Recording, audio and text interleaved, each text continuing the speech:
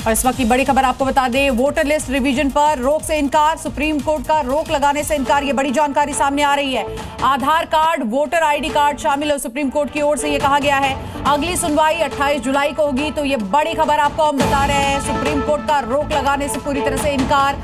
आधार card, इसी के साथ साथ आपको बता दें वोटर आईडी कार्ड शामिल हो और अगली सुनवाई अब 28 जुलाई को होगी। तो वोटर लिस्ट रिवीजन जारी रहेगा, सुप्रीम कोर्ट की ओर से यह कहा गया है और इस रिवीजन पर रोक लगाने से इनकार कर दिया गया है।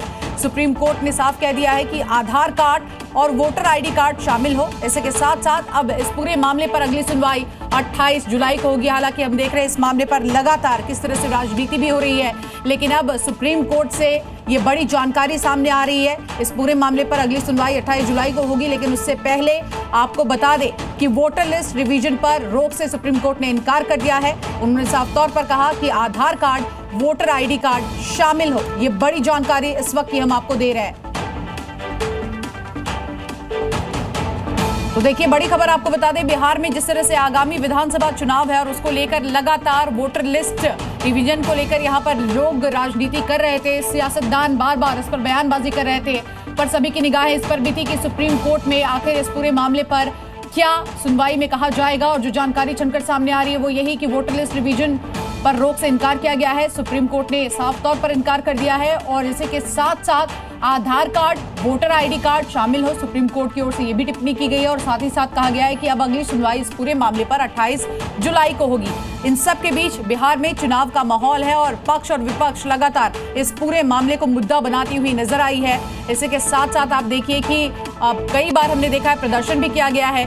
तो इन सब के बीच इंतजार किया जा रहा था, अब ये खबर सामने छनकर आई है। सुप्रीम कोर्ट का रोक लगाने से पूरी तरह से इनकार किया गया है। वोटर लिस्ट रिवीजन लगातार जारी रहेगा और इसके साथ साथ आधार कार्ड और वोटर आईडी कार्ड इसमें शामिल हो। सुप्रीम कोर्ट की ओर से यह भी कहा गया है 28 जुलाई अगली तारीख तय की गई है इस पूरे मामले में आगे की जो सुनवाई है उसके लिए।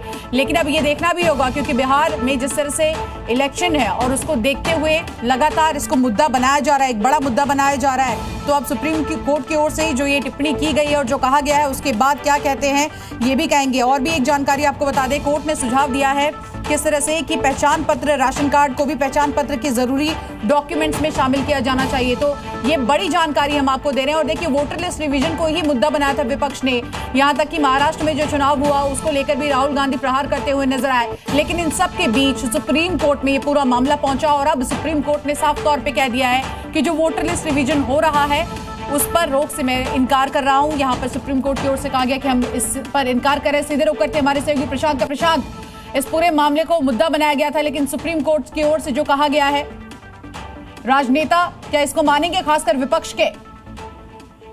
देखिए, विपक्ष के सामने सबसे बड़ा सवाल यही था कि वो सुप्रीम कोर्ट इसलिए गए, सारे विपक्ष गए थे ताकि इस पर रोक लगाया जा सके। लेकिन सुप्रीम कोर्ट का जो निर्णय हुआ है, जिस तरह से उसने 28 जुलाई की तारीख तय कर दी है बाकी मामलों की सुनवाई के, और अभी रोक लगाने से मना कर दिया है, ये सीधे तौर पर विपक्ष के तमाम नेताओं के लिए बड़ा झटका है।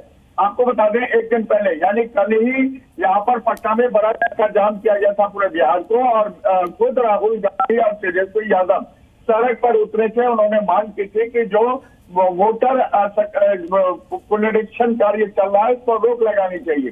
लेकिन आज सुप्रीम कोर्ट ने जो फैसला किया है उसके बाद यह तय हो गया है कि बिहार में वोटर जो वेरिफिकेशन का काम है वो चलता रहेगा और इसमें कोई रुकावट नहीं होगी। और इस शिवांगी एक बात आपको बता दें, ये 1 तारीख से 1 जुलाई से 26 जुलाई तक का ये काम है, यानी 26 तक जब वोटर वेरिफिकेशन हो जाएगा उसके बाद अब सुप्रीम कोर्ट इस मामले पर निर्णय करेगा। तो एक तरह से आप कह सकते हैं विपक्ष को बड़ा झटका लगा है, सुप्रीम कोर्ट ने बड़ा झटका दिया है। शिवांगी। बिल्कुल प्रशांत, तमाम जानकारी के लिए आपका बहुत बहुत शुक्रिया।